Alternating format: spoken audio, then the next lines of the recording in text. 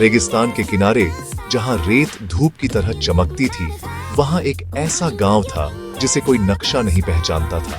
उसका नाम था ऑरेलिया, स्वर्ण पुरुषों और स्त्रियों का गांव। ऑरेलिया के लोग साधारण इंसानों जैसे नहीं थे। उनकी त्वचा शुद्ध सोने की तरह चमकती थी, मानो सूरज की रोशनी उनमें बस गई हो। जब वे चलते तो हवा में मधुर सी झंकार गूंजती। जब वे हंसते तो चारों ओर प्रकाश और उज्जवल हो जाता। कहानी कहती है कि बहुत समय पहले ये लोग सामान्य मनुष्य थे। एक भयानक सूखे के दौरान जब खेत सूख गए और आशाएं टूटने लगी, तब गांव वालों ने धन नहीं बल्कि सहन शक्ति की प्रार्थना की। सूरज ने उनकी प्रार्थना सुनी और अपनी शक्ति उन्हें दे दी। उनका शरीर सोने का बन गया, लेकिन वह लालच वाला ठंडा सोना नहीं था, बल्कि जीवित, संवेदनशील और करुणामय सोना था। ऑरेलिया का जीवन शांत लय में चलता था। हर सुबह लोग गांव के मध्य चौक में एकत्र होते, जहां एक विशाल मूर्ति थी, किसी राजा या योद्धा की नहीं, बल्कि एक खुले हुए हाथ की। वह याद दिलाती थी कि जो मिला है उसे बांटना भी चाहिए। बच्चे गलियों में दौड़ते और दीवारों पर प्रकाश की लकीरें छोड़ जाते। कारीगर ऐसे औजार और वाद्य बनाते जो छूने पर मधुर स्वर निकालते। लेकिन सोने का होना हमेशा आसान नहीं था।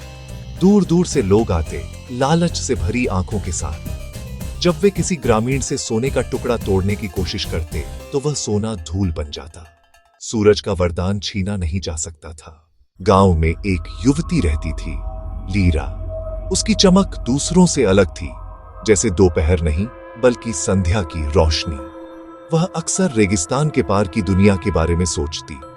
वह बुजुर्गों से पूछती, क्या कहीं ऐसे लोग भी हैं जो बिना सोने के चमकते हैं? एक वर्ष सूरज जल्दी ढलने लगा। गांव की चमक कमजोर पड़ने लगी। बुजुर्गों को डर हुआ कि वरदान समाप्त हो रहा है। तब लीरा ने गांव छोड़कर कारण खोजने का निश्चय किया। वह कई दिनों बाद लौटी, हाथ खाली थे पर कहानियों से भरी हुई। उसने बताया कि उसने ऐसे लोग देखे जो कम होने पर भी बांटते हैं, जो बिना चमक के भी एक दूसरे को गर्मी देते हैं। जैसे जैसे वह बोलती गई, गांव की चमक फिर तेज होने लगी। तब ऑरेलिया के लोगों ने समझा कि उनका सबसे बड़ा खजाना सोना नहीं बल्कि मानवीयता है। उस दिन के बाद गांव ने यात्रियों को डर से नहीं बल्कि अपनापन देकर स्वागत किया।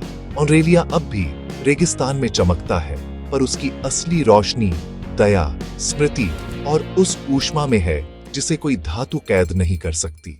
और इस तरह स्वर्ण पुरुषों और स्त्रियों का गांव जीवित रहा, सोने के कारण नहीं बल्कि इसलिए कि उसने सच में चमकना सीख लिया था।